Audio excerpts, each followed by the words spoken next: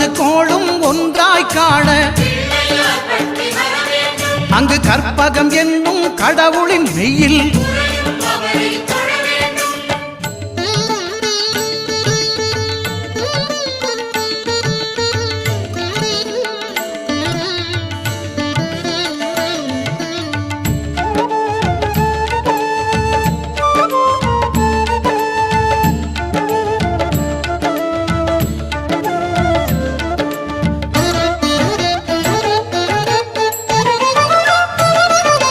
திங்கள் பகவான் திருமுகம் காண